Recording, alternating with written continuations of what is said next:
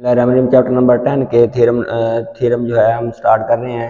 Theorem number इसका बनता है 3। थ्योरम नंबर हम 3 कर रहे हैं। थ्योरम नंबर 3 में हमें क्या दिया हुआ है कि two tangents drawn to a circle. जो हमने एक दायरा है उस पे दो टेंजेंट ड्रा करने हैं।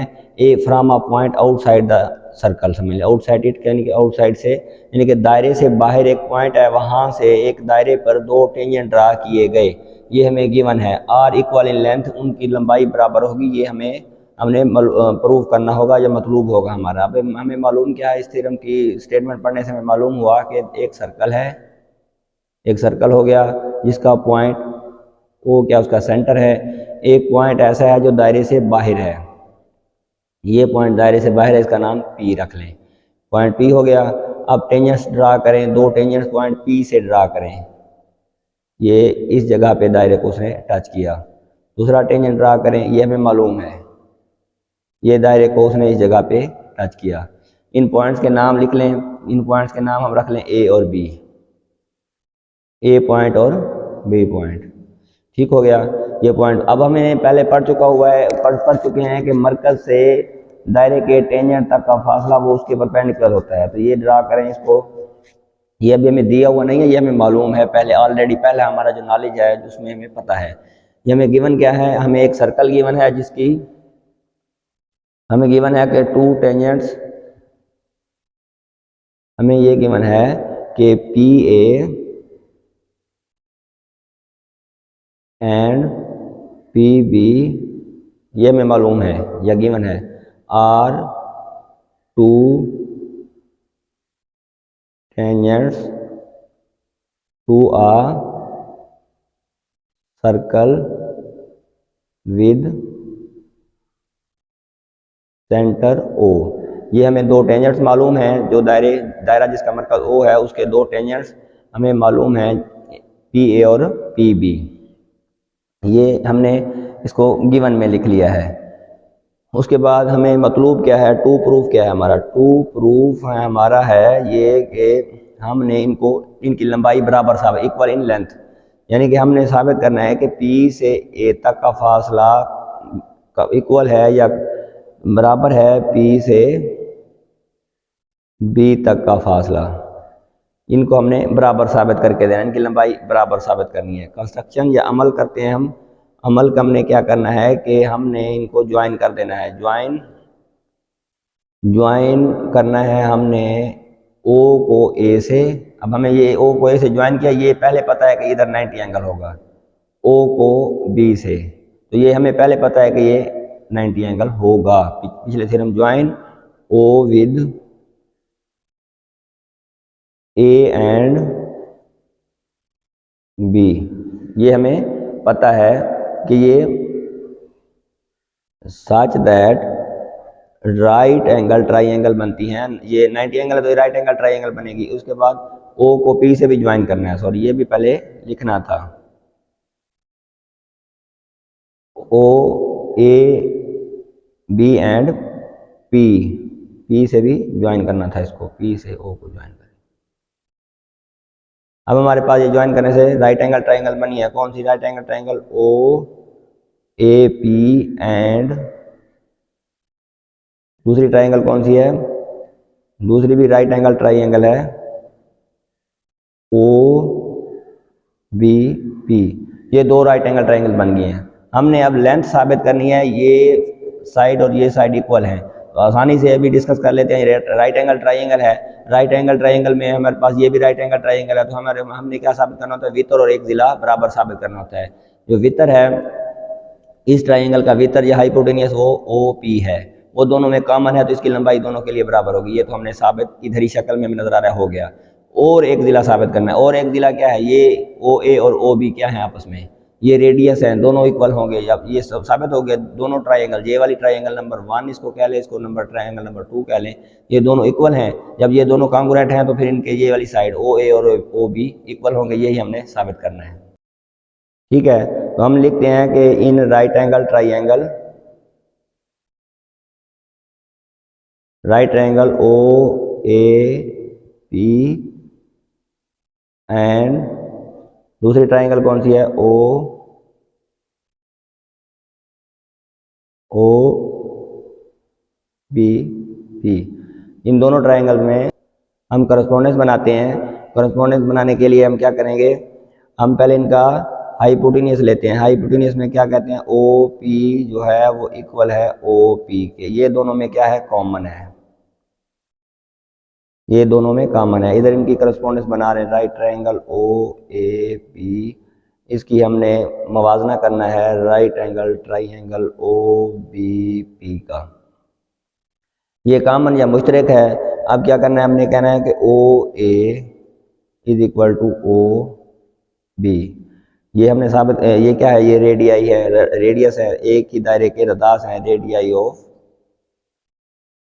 सेम सर्कल, यानी कि एक ही दायरे के रदास, ये इक्वल हो गया। हम कह सकते हैं कि right angle triangle O A P वो कॉन्ग्रुएंट है right angle triangle O B P के। इसकी क्या वजह कि hypotenuse side is equal to है हाइपोटेनियस साइड के, वितर जिला का मौजूआ, वितर जिला की वजह से ये बराबर है।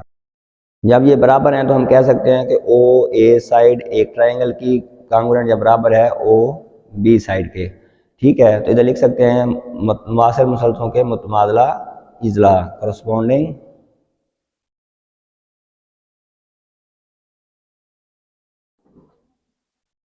Sides of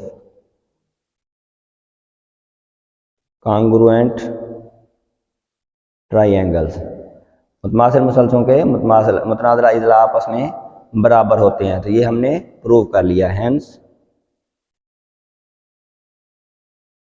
proved. क्या प्रूव्ड हो गया कि मैयर, ओ ए नहीं लिखना था, सॉरी पी ए लिखना था, और पी बी हमें जो चाहिए था, मैयर पी ए बराबर है मैयर पी बी के, ये हमने साबित कर लिया है। ये नेक्स्ट थ्योरम है, थ्योरम 4A। इसमें कहा गया है कि अगर दो दायरे एक दूसरे को बैरूनी तौर पर टच करें तो उनका जो रदास हैं, उन रदासों के, उनके जो मरकज़ हैं, मराकज़ का दरमियान फासला जो है उनके रदासों के मजमूए के बराबर होगा। ये हमने साबित करके उसको देना है। यानी कि दो सर्कल हैं हमारे पास, एक सर्कल हम ऐसे कर लेते हैं ड्रा, ये सर्कल हमें मालूम है, दूसरा सर्कल ये इसको टच कर रहा है एक्सटर्नली, ऐसे ये सर्कल हो गए दो। ये दो सर्कल हमने ड्रा कर लिए। इसका सेंटर आप कोई रख लें, इसका सेंटर भी एक नाम रख लें, इनके सेंटर्स के नाम आप रख लेते हैं। डी सर्कल है, इसका एफ सर्कल है, ये जिस पॉइंट पर टच कर रहे हैं इस पॉइंट का नाम सी है। यही हमें मालूम है। तो गिवन में हम क्या लिखेंगे, गिवन में हम लिखेंगे कि दो सर्कल्स हैं, to circles with centres D and F respectively, both touch each other at point, जो दोनों हैं एक दूसरे को पॉइंट सी पर टच करते हैं। ये अपनी मर्जी से आप लिख सकते होते हैं गिवन। अब इसमें टू प्रूफ क्या करके देना है, इनका फासला जो है ये हमने इक्वल साबित करना है कि डी, इनको मिलाएं अगर डी सी एफ को, ऐसे हमने टू प्रूफ या साबित जो मतलूब है वो हमने ये करके देना है कि डी सी का फासला वो बराबर होना चाहिए मैयर सी एफ का, सॉरी ये हमने साबित करके देना है कि डी सी का फासला प्लस सी एफ का फासला इज इक्वल टू होना चाहिए मैयर डी एफ के। ये हमने उसको साबित करके देना है कि दोनों का जो सम है वो डी एफ के बराबर है। ये हमने बराबर नहीं, सॉरी इनका मजमुआ इधर से लेकर इधर तक, फिर इधर से इधर तक इज इक्वल टू होना चाहिए टोटल के। ये हमने साबित करके देना है। अब हम कंस्ट्रक्शन करते हैं ताकि हम कुछ इसको प्रूव करने में कामयाब हो जाएं। कंस्ट्रक्शन में हम क्या करते हैं, एक टेंजेंट ड्रा कर लेते हैं जो ऐसे हो, दोनों का कॉमन टेंजेंट। उस टेंजेंट का नाम है ए बी। हम कहते हैं कि draw tangent, draw a common tangent to both circle. Common tangent का नाम क्या है? A B. हम एक ए बी टेंजेंट ड्रा करते हैं दोनों सर्कल्स पर। ठीक हो गया।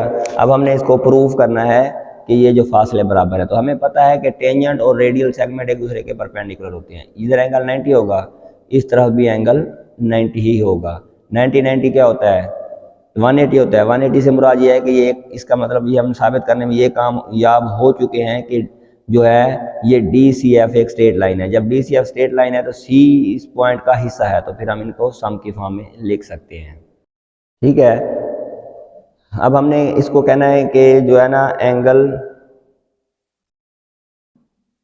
ACD is equal to 90 degree, ये हमने बताना है। बाकी ये हम बता चुके हैं कि ये सर्कल एक्सटर्नली टच करते हैं, ये एंगल हमने बताना है कि वो 90 डिग्री का। उसकी वजह क्या है कि हम लिखते हैं कि रेडियल सेगमेंट, ये पीछे साबित कर चुके हैं, radial segment and tangents are perpendicular to each other. ठीक हो गया। दूसरी तरफ ये भी लिख सकते हैं angle ACF is equal to 90 degree, ये भी हमें पता है। इसकी भी रीज़न वही बनेगी जो ऊपर हम दे चुके हैं। इसको आप 1 कह दें, इसको 2 कह दें, तो लिख सकते हैं angle ACD plus angle ACF is equal to 90 degree plus 90 degree. एक और दो को जमा करने से, एडिंग 1 एंड 2, इनको जमा करने से तो ये क्या बनता है? Angle ACD plus angle ACF is equal to 180। 90 और 90 180 ही होता है। ये हमारे पास 180 हो गया। ठीक हो गया। अब हम इसको यूं भी लिख सकते हैं, इन दोनों को देखें, ACD और ACF, इसको इन दोनों को ऐसे भी लिख सकते हैं, angle DCF is equal to 180। DCF 180 हो गया, तो इसका मतलब हेंस, जब ये 180 हो गया तो इसका मतलब क्या हो गया कि hence DCF is a straight line. तो DC वो सीधी लाइन है, plus CF is equal to होना चाहिए DF के। यही हमने प्रूव करके देना था, हेंस प्रूव। जब वो सीधी लाइन है तो सीधी लाइन पर दरमियान में कोई पॉइंट लगा लें और उनके पॉइंट्स को, मतलब ये दरमियान वाला सीधी लाइन का, ये सीधी लाइन साबित कर लिया। अब ये दरमियान वाला पॉइंट है तो DF plus CF is equal to total क्या होना चाहिए जब सीधी लाइन है। तो ये लिहाजा हमने ये थ्योरम हमने 4A कंप्लीट कर लिया है इसका। थ्योरम 4B को देखें। थ्योरम 4B में हम देख रहे हैं कि उसमें इतना सारा लिखा हुआ है कि two tangents touch each other internally, internally का मतलब अंदरूनी तौर पर, then the point of contact lies on the line segment through their centres and distance between their centres is equal to the difference of their radii. मतलब कहने का ये मतलब है कि दो दायरे, इसमें जो कहा गया है कि दो दायरे एक दूसरे को अंदरूनी तौर पर टच करते हैं। एक बड़ा दायरा है, दूसरा छोटा दायरा है, ये दूसरा दायरा उसके अंदर समझ लें। अब बड़े दायरे का सेंटर इधर कहीं आएगा, छोटे दायरे का सेंटर ये है। ये दोनों को आपस में एक दूसरे को इंटरनली टच कर रहे हैं। ठीक हो गया। D इसका कह लें, इसका सेंटर F कह लें। ये दोनों आपस में एक दूसरे को इंटरनली टच कर रहे हैं, अंदरूनी तौर पर टच कर रहे हैं। हमने ये साबित करवाना है कि इनके जो सेंटर्स को मिलाने वाली लाइन है वो एक दूसरे का डिफरेंस है, ना कि एक दूसरे का सम है, सम के लिए एक्सटर्नली या बैरूनी तौर पर होता है। तो हमें गिवन क्या है, गिवन है हमें दो दायरे हैं, गिवन हमने लिखना होता है, हमें मालूम क्या है, गिवन है हमें 2 सर्कल्स हमें गिवन है with centres D and F, और जहां पे एक दूसरे को मिलते हैं उस पॉइंट का नाम C लिख दें। Touch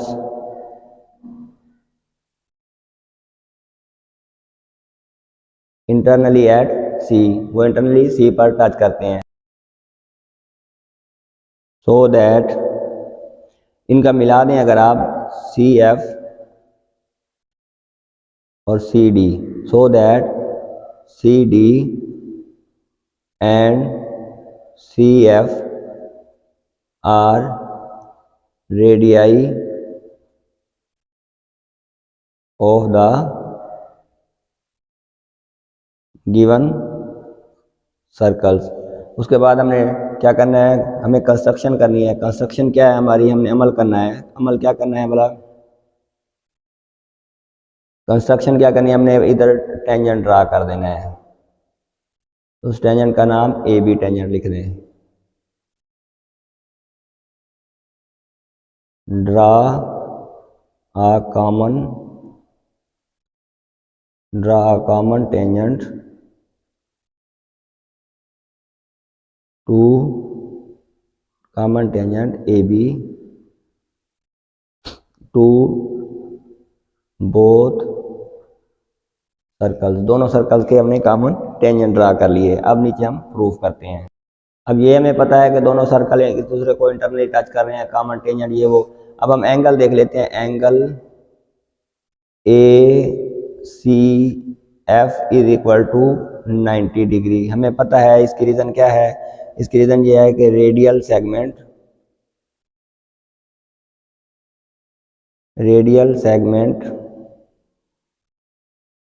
and tangent are perpendicular, ये हमने पढ़ा हुआ है। ये इक्वेशन नंबर 1 हो गई। अब दूसरा एंगल ACD कर लें, या ACD, वो भी 90 डिग्री का है। ये इक्वेशन नंबर 2 होगी, इसकी रीज़न भी ऊपर वाली होगी।